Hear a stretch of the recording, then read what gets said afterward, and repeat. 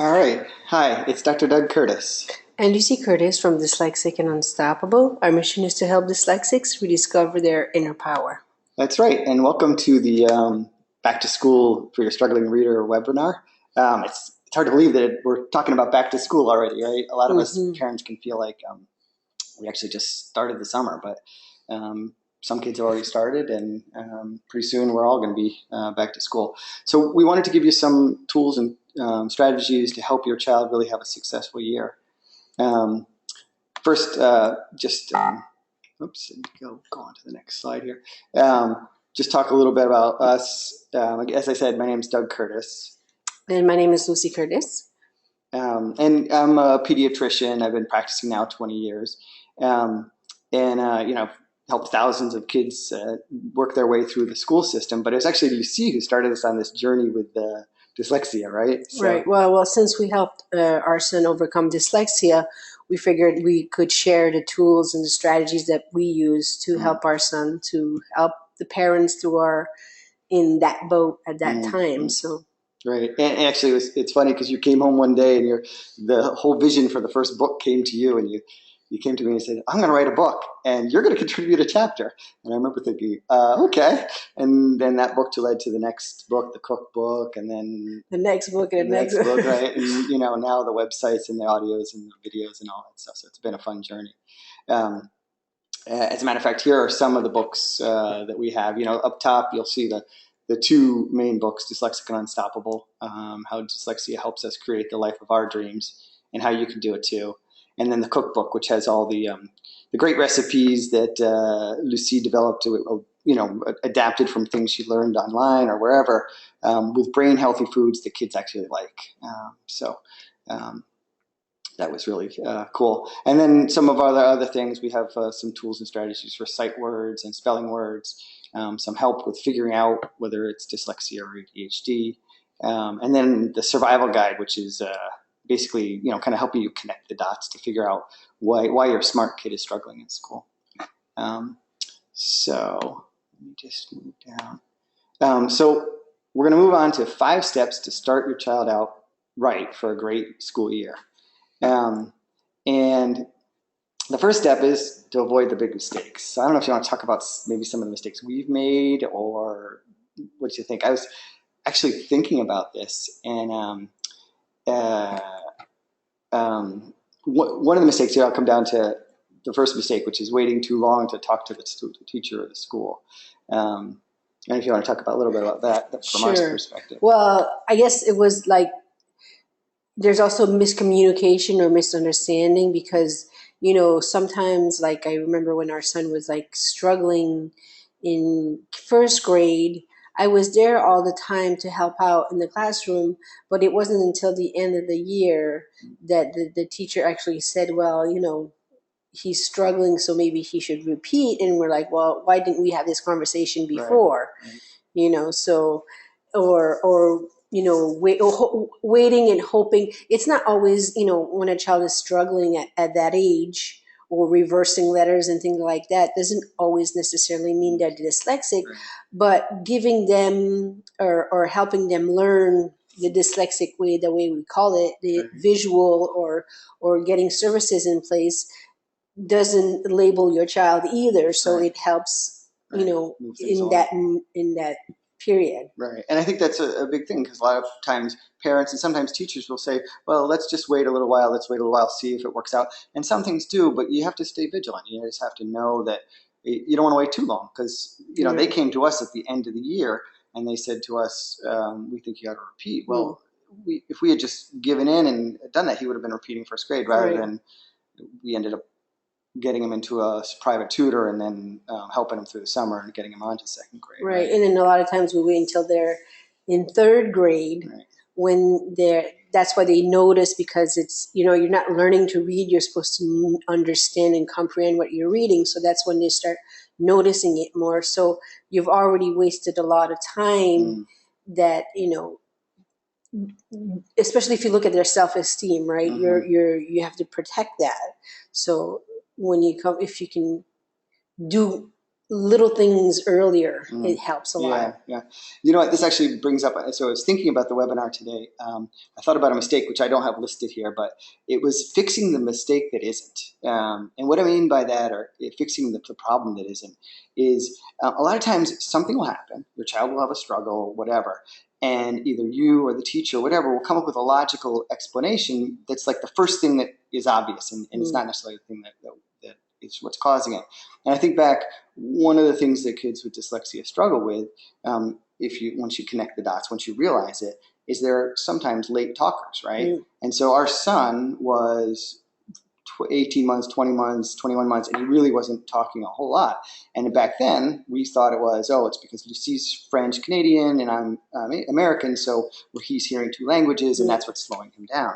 Right. And that may have contributed, but that wasn't the ultimate cause. So there's other dots to connect also, right? Yeah, so exactly. So it's just to make sure when you're working on something that you think is the reason, check with the child and see how the progress is. And if what you're working on is not getting progress, go back and reevaluate, take a step back. Or there's other symptoms or other things that are, because we had to go back and see and say, oh yes, there were other symptoms, right? Exactly. It was only afterwards that we connected the dots, as we say.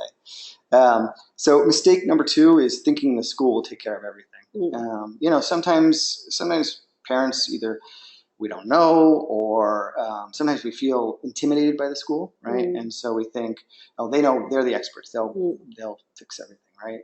Well, that brings up one, and it's not always we're not blaming anybody, but I think of our daughter who isn't dyslexic, who was put in the wrong class when she was in preschool, and they were like, oh no, she's not ready to go to kindergarten, and I was like, are you kidding me? She's so smart and aware and all that stuff. She was acting out because she was in the wrong class.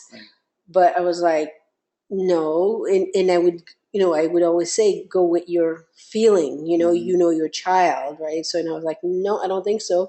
And then the person that was in charge of her that year, that was her first year of teaching. And she was like, no, I'm right. And I was like, well, I don't know. My husband's been a pediatrician for almost 20 years, and parents come to him all the time to see if they're ready to go to kindergarten and things like that. So I think he has a better view on this, even though it's his child, And we put her in kindergarten, and that first week that her teacher said, oh my gosh, she's so smart, she should be in first grade. Exactly. So sometimes you have to listen to your guts. Exactly. And there is a balance there, right? So sometimes you have to, think, okay, the school does have some expertise. We need, I need to accept or listen to what they're saying.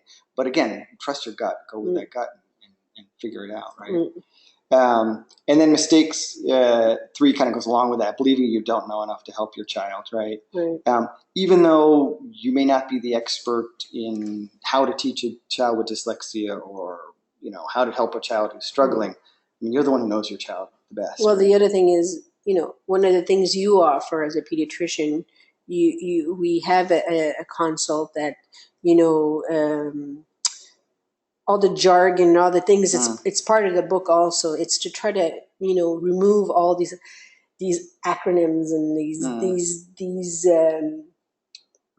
PPTs and 504 plans and yada yada. It's the alphabet soup, right? And it's intimidating when you have your especially if you're one parent and you sit there with a whole group of teachers and special people, and then they're all like telling you, bombarding you with information, and it's really stressful to be in that position. So if you can come prepared and aware of what to expect, then you can have a better understanding of where to go with it. Yeah, definitely.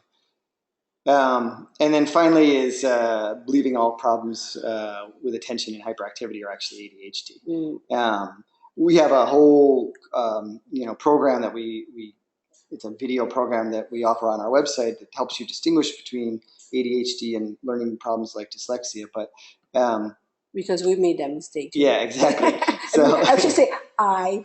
right. So I don't know if you want to tell that story, but Yeah, because I was like, you're stressed out, you're wondering what's going on. Your kid is fidgety like crazy when it comes to what? Like reading and all these stuff, and you're trying to figure out what's going on.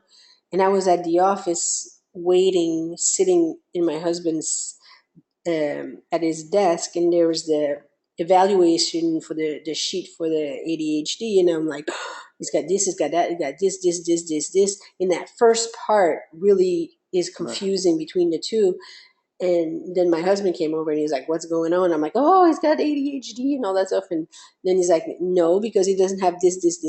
So then we realized, oh my gosh, there's so many times that it presents. It doesn't mean you can have both. right, You can have one or the other. You can have a little bit of everything, but he didn't have that because there were specific things that he would only do, like the fidgety. He would fidget when he was reading, right. but then you could sit for hours doing something else. So it didn't add up. So that's one of the things we help parents. And then there's a lot of nutritional things to do also Right. in good foods and simple foods and removing things. And that helps a lot for Right. focus and concentration. So much. Yeah. So, and like we said, some of it may be ADHD, but Right. it's just you don't want to just say because a lot of times, and I don't think the schools do it on purpose, but they have 20 kids in the class, and there's this one kid that's either not paying attention, squirming in his chair, or whatever, and they're like, I need to fix that so it doesn't distract the rest of the kids.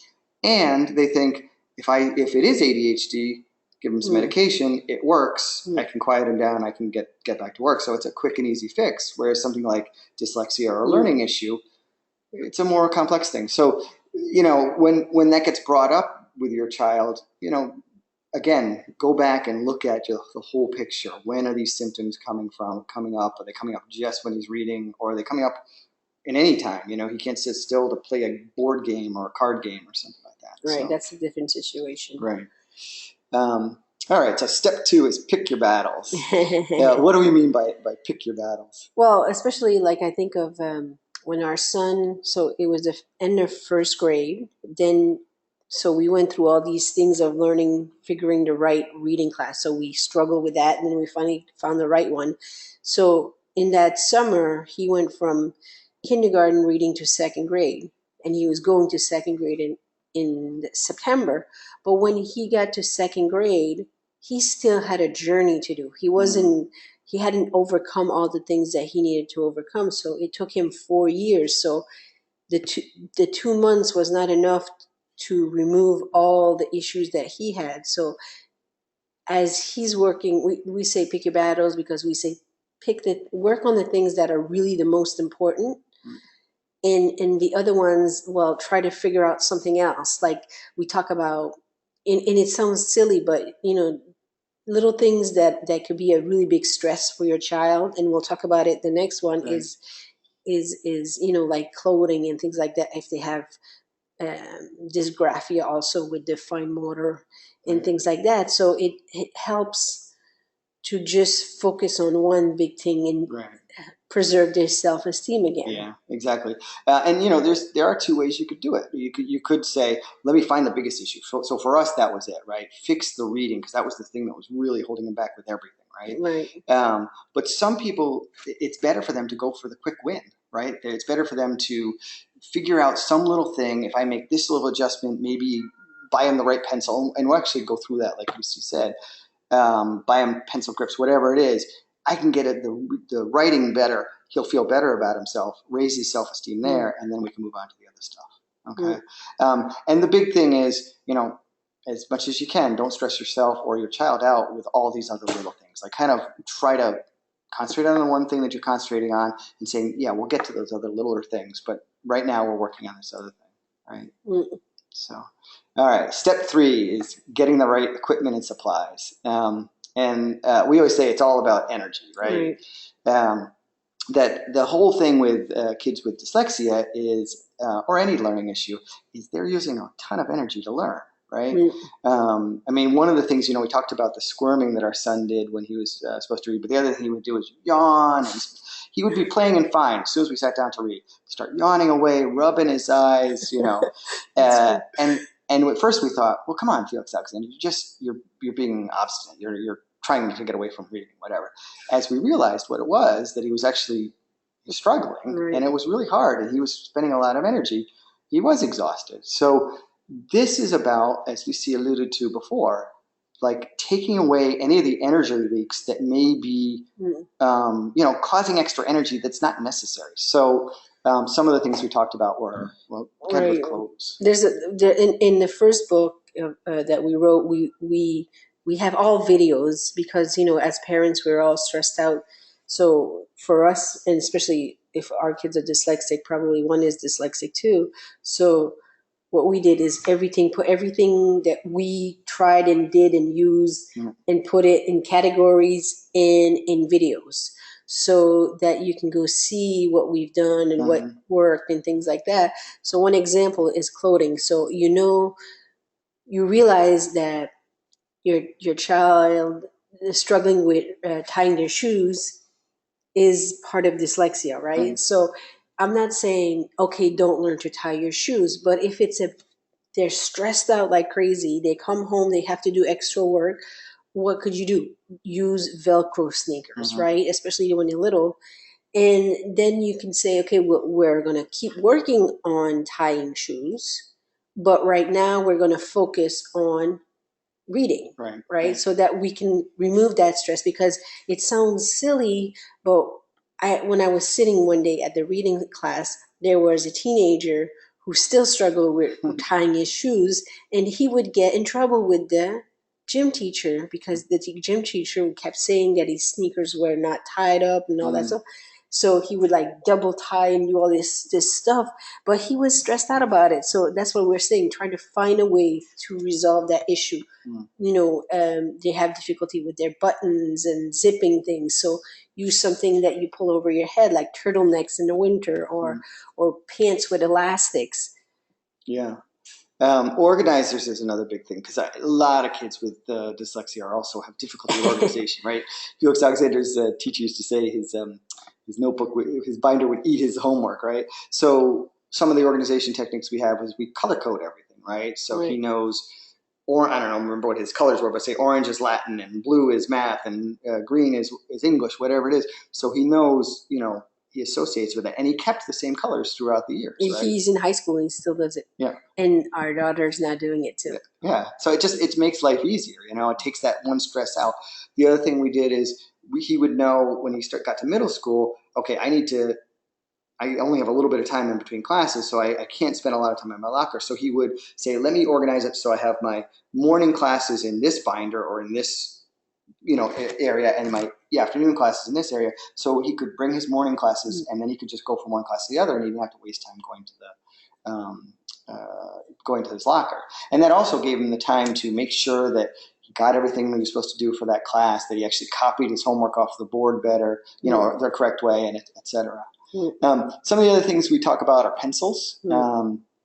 As Lucy mentioned, dysgraphia is a big thing, which is difficulty with writing and fine motor problems. So why don't you explain what some of these different pencils are and what these are? Some of them are thicker, some of them have a triangle form, and it helps with the grip of it, because like I still, when I work, I tighten it really tight and it hurts. And then some of the pencil grip, it helps hold it better because we have a tendency to squish it down, and it just, there's all kinds of different ones that you can try and see. Sometimes a pencil is fatter, so it doesn't break as much because it makes it easier, it's smoother, it's all these things that you have to try which one would work for you. Right. Exactly. Yeah, but it does make a difference. It does make a difference, right? And all these sometimes things, the regular ones are too small and it's hard to hold on to. Right. Especially when they're young too. Right. And all these things I was going to say are available online. I mean, we got everything on Amazon, I think, right? You can go to Staples. You can get them any place. So it's really Walmart pretty easy. Arquette wants to talking to us. So step 4 is know when to say dyslexia. So I put it that way because you've probably heard there's this big movement out there to say dyslexia, to tell, to not label it as a learning thing or language problem or whatever, but to actually say dyslexia so that the child can get the right services and everything like that. We mean in this way, whether or not you want to actually divulge that to the school, right? And so I think there's 2 camps you may be in, right? So first of all, your child may have been formally identified with dyslexia, and then you need to decide, am I going to talk about it or not, right? So the 2 possibilities are, one, you're going through the school system, right? Mm-hmm. And so you've already got an IEP in place and an individualized education plan, and they know about your dyslexia. Well, what's your job then? Well, one thing you have to do is you have to make sure that the teacher's aware of this, right? That it doesn't necessarily mean that even though it's in your IEP that it gets transferred to the next grade. Every single teacher. Right, exactly. How many times you talk to one person that's in charge of telling everybody else, and the other people don't have no idea, right? Especially if you have services in place and it's moving along, it's easy to get forgotten, right? Exactly, let stuff drop off. And review that plan, whether it's a 504 plan or an IEP, with the teacher and say, make sure. And you might need to go back through the year because, sometimes I'll get parents coming to my office and they'll say, well, it says in his 504 plan he's not supposed to have timed tests, but they're still making him do timed tests. And I'm like, well, you need to bring you need to bring the written plan that's made up and bring it into the teacher and go over it, because those things are supposed to be planned. So that's a time when you would say dyslexia. Now, the other case is your child's receiving services outside the school, right? So, I talk about here, you may not want to tell your child, the school your child has dyslexia. So why would a parent not want to, or why might they want to? Well, for us, we went outside the school, and sometimes it wasn't necessary for whatever activity they were doing in that class. But then I noticed that sometimes I didn't say anything and I would see how it went. And then it would show up as, oh my God, he's so involved in yakety yakking in class, like happy to be having discussions and all that stuff. And then, but his grammar doesn't match. And I'm like, oh, I have to intervene, or the punctuation, punctuation issues in science or things like that. So then I had to bring it up and say, he got a remedial classes for 4 years. He's doing really well with reading. Speech and spelling remains an issue that he will struggle with more. So then I bring it up and they're like, okay, now I get it. Like connect. The teacher also needs to connect the dots, right? Exactly. And when you do that, it helps the teacher then know, okay, how can I help this child, right? So especially if you want to get computer help. Right, exactly. So, one thing that, we mentioned is if your child's getting penalized for spelling mistakes or penmanship or whatever, and it's really not their fault, if they're having organization issues and the teacher's saying, well, why can't he keep his stuff together? That's another reason to say, look, he has dyslexia, he has issues with organization, and then to work with the teacher to come up with a plan to say, how can we make it so homework gets copied down right? Can we get it emailed home? Can he take a picture of the homework off the board? Can it be on a Xerox sheet or something like that? So you can work with the teacher. Most teachers, even if you don't have a formal 504 plan or a formal IEP in place, most teachers, they want your child to succeed and they're willing to work with you, right? I mean, that's especially if it's a positive conversation and say, I want to help my child, not you do this, you do that. Every time they've noticed that, they always come to us and they realize that we are also wanting to help and are helping. So then they're willing to help us too, because it's a collaboration, not a blaming game. Right, exactly. And that we appreciate all that they do for him too, right? So I mean, that's the whole thing. You come from a point of, we're all here to help him. we all want the best for him. And I appreciate that you as a teacher do have some expertise, and I also have some expertise. So let's work together and figure out the best way to help our child. Or this is what we've been doing for the, like the last years, this is what worked really well for him. Yeah, exactly. Right? Exactly. So step 5, and this I think is our biggest one, is help your child's self-esteem. I think this is the thing that'll get your child, well, first of all, with the start of the new year, off to the best new year, right? But it's also the thing that is going to propel them through the extra challenges of dyslexia, the trouble with reading, maybe the extra classes he has to take, right? Whatever. Or even if, sometimes you can take all these classes and do all these extra things, and the struggle will remain until they finish formal schooling. But it doesn't take away from how smart they are, that they have a gift, that they're supposed to be the way they are, and if they can keep their self-esteem and know, okay, I struggle here, but I'm really good here, and I can get through this, and then move on to do whatever I'm supposed to be doing. Yeah. So I listed a couple of ways to help your child's self-esteem. I think the first one is a big one that we always talk about, is emphasizing his strengths, right? Yes. Yeah. And let them spend time just doing that. Like I'm thinking of our son. He loved Legos and engineering and destroying a remote or whatever. Right. Taking apart the Wii and looking inside it. Yeah. Right. Like our daughter was like, "Oh, you don't want to fix that thing. You just want to destroy it to see what's inside." But I'm just saying, that is a time that it de-stresses them, right? That's an activity, whatever it is that they love, coloring or writing or something that makes them happy, and let them spend time there, and encourage it. Right.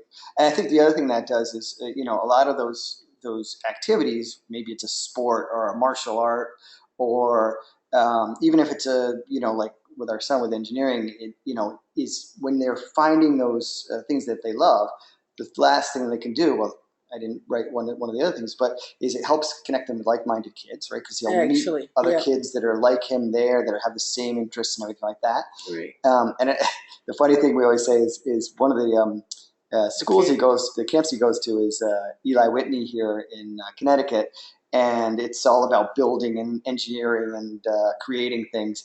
And probably 50% of the kids there are dyslexic, right? If not more, right? Yeah, and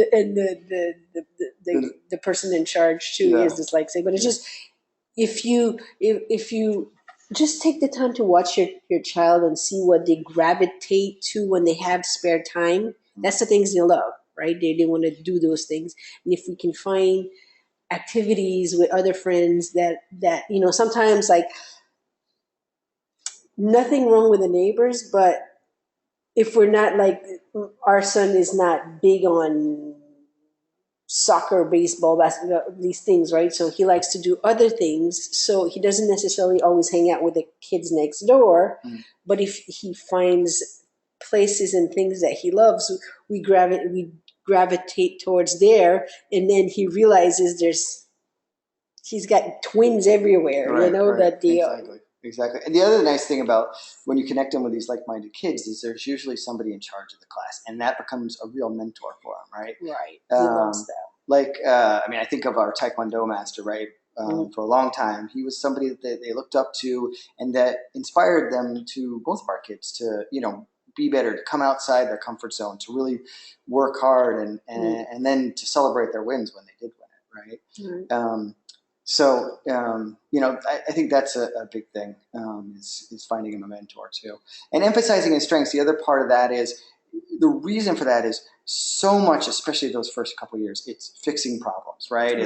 It's okay, we need to take care of the reading, and the writing's not good, so we need to get him a computer, or we need to do this. And he's having trouble with tying his shoes, so we need to get him these kinds of shoes. And it's fix this problem, fix this problem, fix this problem. It's easy for the child to say, my gosh, all I have is problems. Do I do anything right? Right. I even remember when our son was younger, there was one time he came to me, and he's like, he saw his little sister who picked up reading like she started reading when she was 3. She was like amazing reader, and but he wasn't, and so I can't remember what it was that we were doing. It wasn't related to reading, but it was something. And he said, "Is there anything that Cookie's not better than me at?" Mm. And so we knew then, we got to get to work and show him the things that he's really good at, and not that you're showing him he's better than anybody, just No, that but you're show showing him, him that he is also good at some things, right, that it's his gift, right, right? And so then he is like, oh, okay, right, I'm okay, and then he overcame some of his struggles with the reading, and eventually he was like, okay, I'm on the same level here, mm-hmm. But it's a journey, so it takes a little while to get. Exactly.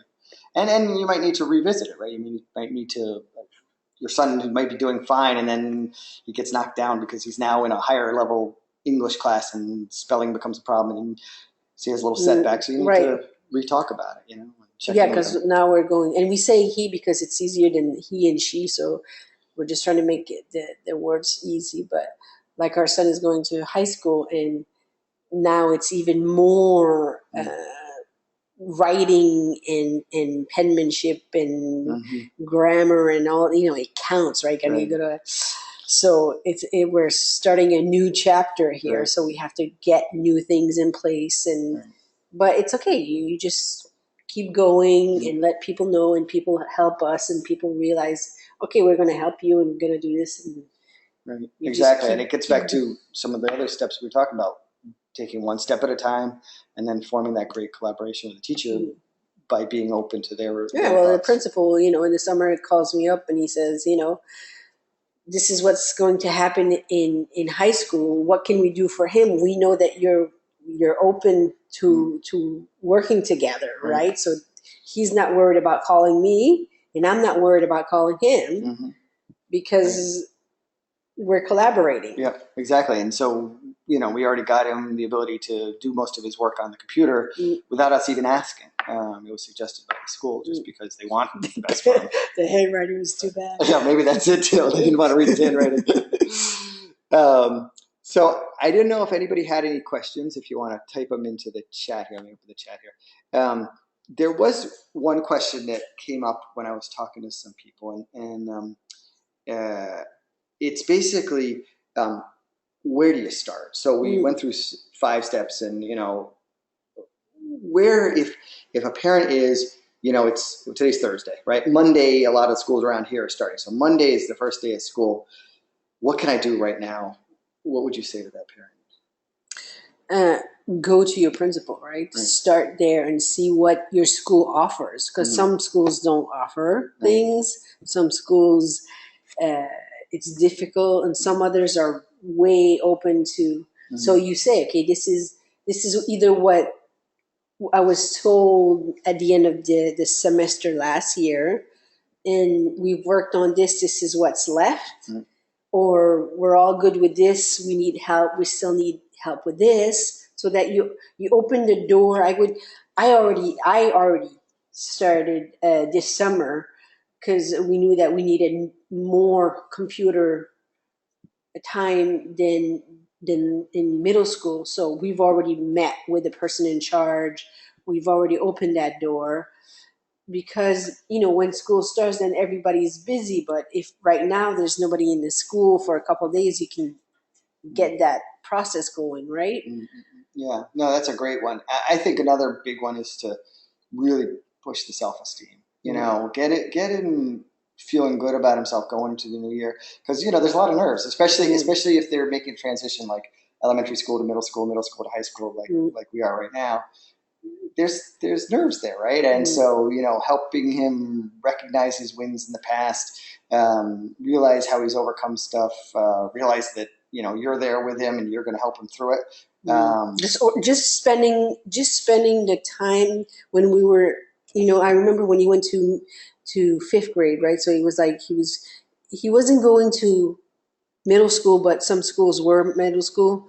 And we sat there and just organized his thoughts, his books, his colors, his working materials so that it wasn't this strict. Okay, what's going to be? We had the schedule in the front of the binder, all this stuff, so that you empower them. Right. Yep.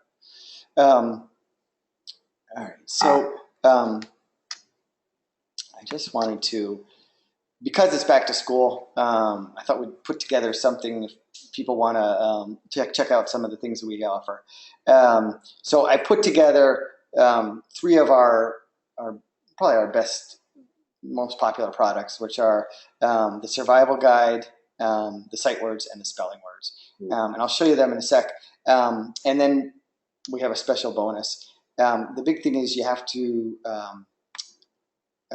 use this coupon code when you do it. So if I click here, I'll just show you.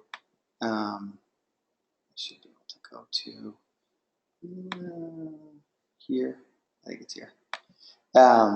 So it's the survival guide, which is our interactive guide about how to connect the dots, as we say, recognize when things like reading and symptoms associated with reading and writing and spelling, speech, and all these things, when these all might be a sign of dyslexia, right? And then our 2 things for spelling, one is for the sight words for younger children, and the second is for spelling words.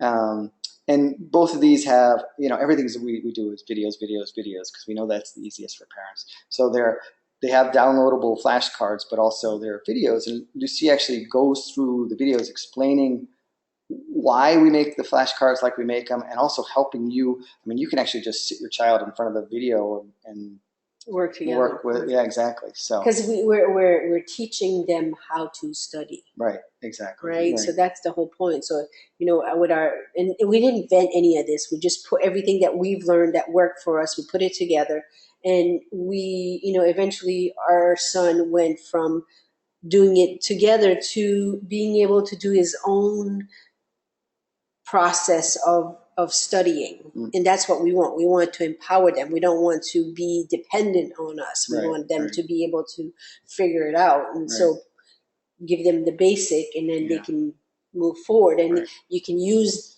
that way of studying for more than just sight words. You can use it for science and learning, government things and all these. Yeah, he used it for Latin. He used it for, he used it in science. He used it in everything. Because once you learn the technique, then you have it, right? So, each of these, we sell them on our website for $27, but we're going to do a special deal where I actually sell the whole package for $27. And then because we really want the year to be great for you, we're going to throw in a bonus of a 15-minute Skype call with us. You can get your questions answered. We can, help direct you. Maybe it's navigate the school question. You can ask me. Maybe it's more of a day-to-day, how do things work, what worked best to, Lucy is great at that as a busy mom who's running 2 companies and, trying to get 2 kids off to school and everything like that. How do you fit helping your dyslexic or your struggling child into that, right? So, you can pick our brains for that, and that will just throw in as a bonus. That's usually $97 on our website, but what we're going to do is when you go and you add these all into your cart, you'll just put in that, let me come back to that coupon code. It's called Back to School. You just put that in as a coupon code, and it'll take the whole price down to $27. All right. So if there's no other questions, I guess we'll say good night. I'll leave the special up for the next couple days. So take advantage of that. I think by Saturday it goes away. And if you have any questions, you're always welcome to email us at info@dyslexic-and-unstoppable. And of course, you can come to our Facebook page and ask us questions there. By all means, suggest future topics for other webinars, because we always have webinars coming up. All right. And best of luck in the new year. Thanks a lot. Thank you.